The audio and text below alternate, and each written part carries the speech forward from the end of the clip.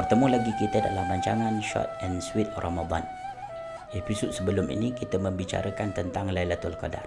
Mungkin kita masih mencari bilakah malam-malam yang disebut sebagai Lailatul Qadar. Ini juga selari dengan suruhan Rasulullah sallallahu alaihi wasallam. Yang pertama, carilah malam Lailatul Qadar pada 10 akhir Ramadan. Yang kedua, ada juga Nabi SAW menyebut carilah malam Lailatul Qadar pada malam-malam ganjil pada 10 akhir Ramadan. Maka kalau kita melihat pandangan ulama, bilakah Lailatul Qadar? Maka ada pandangan yang disebut, saya mengambil daripada kitab Hasyiah Sawi, syarah kepada Tafsir Jalalain. Yang pertama, dilihat kepada bilangan perkataan Lailatul Qadar. Lailatul Qadar itu ada 9 huruf.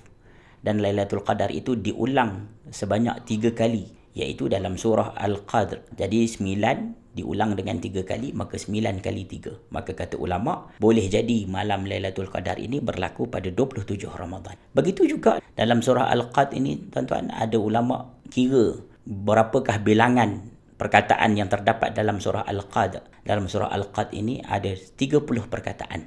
Maka dalam satu perkataan ada perkataan hiya. Hiya itu dia kembali kepada Lailatul Qadar. Dan hiya ini berada pada kedudukan kalimah yang ke-27. Kalau tuan-tuan buat rajin, cuba balik rujuk kepada Al-Quran.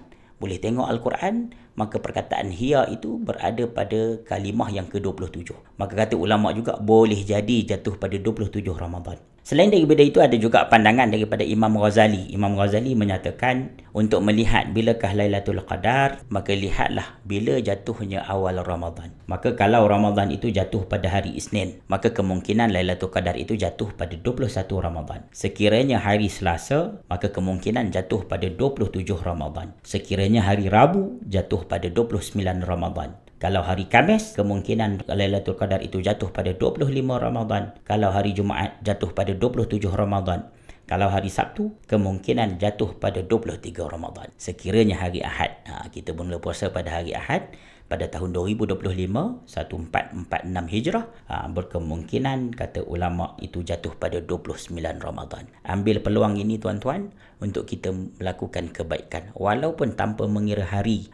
Ini hanya sebagai satu panduan. Adakah muktamad? Belum muktamad. Yang hanya mengetahui adalah Allah Subhanahu wa taala, kerana Allah menyembunyikan malam Lailatul Qadar. Tugas kita adalah untuk melakukan kebaikan pada setiap malam dalam bulan Ramadan. Wallahu taala alam. Assalamualaikum warahmatullahi wabarakatuh.